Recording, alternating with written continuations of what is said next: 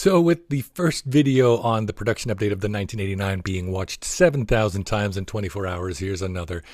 There's a lot of work that has been going on for the past 6 months.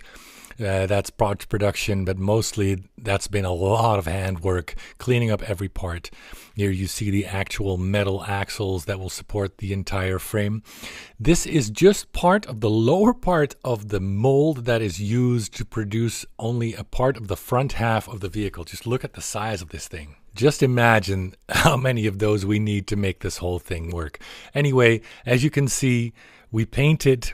Then we look, then we sand again. That's why you see the difference between the painted and unpainted version. And then we keep going until it's perfect. And we've got a Dutch team now in the Chinese factories helping us with parts production so that everything that comes here before shipping out is going to be perfect. We might even be able to ship straight from the factory when they finish their work and offer a shipping option that is sea shipping for at least North America, which would save you half the cost, and it would be around 4 to 6 weeks to get to you. So that might be interesting now that we have the Dutch team there in place as well. Like I said, 6 months of work. You see the metal support rods. That's part of the metal frame that is underneath the body for this thing. And we'll keep going until all the seams are gone. So that's what you might have seen in the videos if you're part of the closed Facebook. But at the end of this video, you'll see a completed test version. And you will see that even though this is made up of so many different parts, and we're talking hundreds of parts, you won't see any seams anywhere. So, like I said in the previous video, the cockpit alone is well over 100 parts. Every switch, every light, every knob, every lens, and all parts are individually sanded, painted, assembled, and then assembled in the dashboard. Here you see one of the side pods. One of the unique things, like I said before, is that ours is the only one that has two unique side pods, one for the passenger side, one for the other side.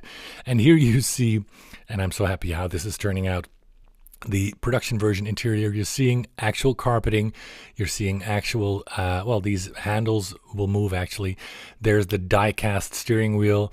There's leather with silicone cover on the seats. Then there's a leather effect on the middle console. Again, this way you'll see there are no seams, and there's even panels behind the headrests, as well as all the parts in the middle console. And finally, the only one that will have actual user panels and lights in the doors.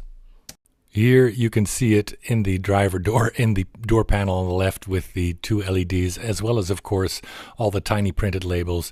Now, you're going to need a macro lens for most of you to even see those labels, but it's nice to know they're there. This is one of the hooks that we will be making, probably electroplated.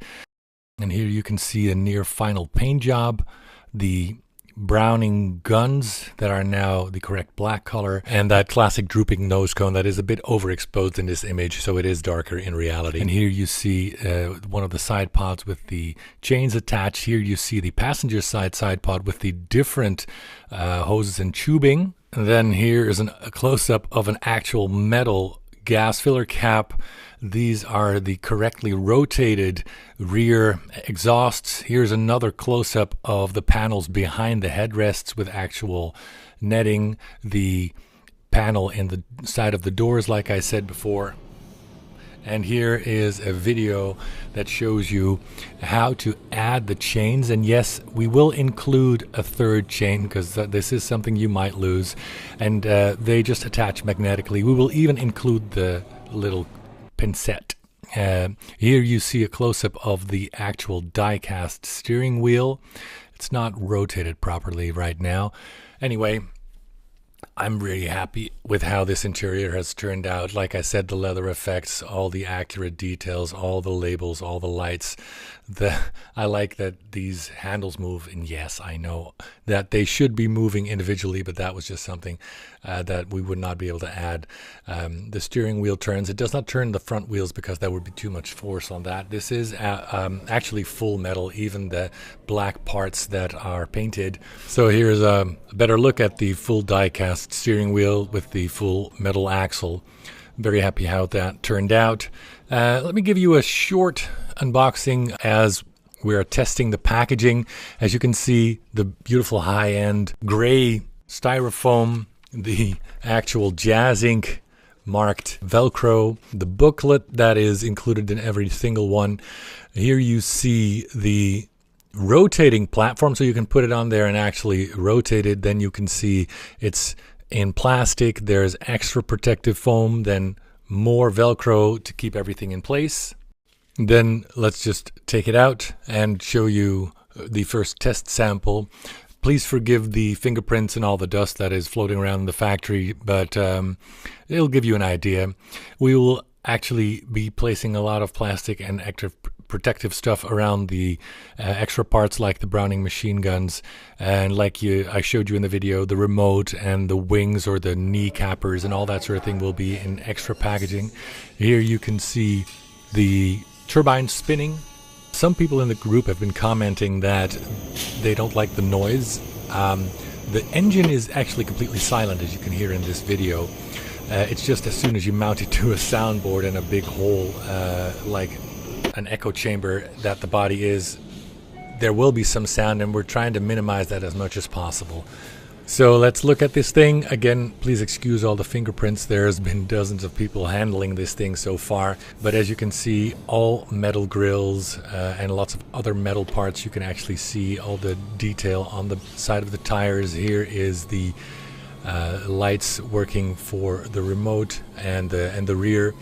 The correct rear turtle shell really close on that turbine. We might make the turbine a little bit darker, by the way. And look at these very cool Mickey Thompson tires. Again, the bat symbols on the ends of those rims are actually full metal as well as all those grills you're seeing everywhere.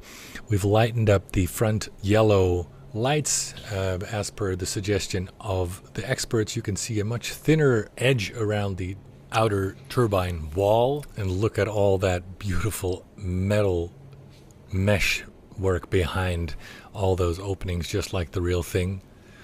The holes will be slightly larger because otherwise in actual 6 scale it would be too small and you wouldn't be able to see anything, basically. So here is the rear turbine and then the smoke effect. And then there are 4 different sound clips. So one will be an engine sound like people have been asking for. And then there's 3 other clips from the movie, which was the only option I had that I would actually get approval for. So here's the spinning turbine again. We've made the speed as low as possible. And like I said, we're working on getting the sound as low as possible.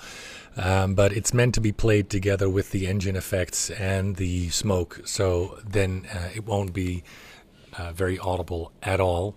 So let me give you a few close-ups of all the metal meshes that are behind all the openings in the body. There are actually more than this. Here you can see how they are mounted from the rear. So even these small vents will actually have that behind it. And then you can see the plastic that's covering the Browning guns. Then you see more of these metal meshes through all these openings.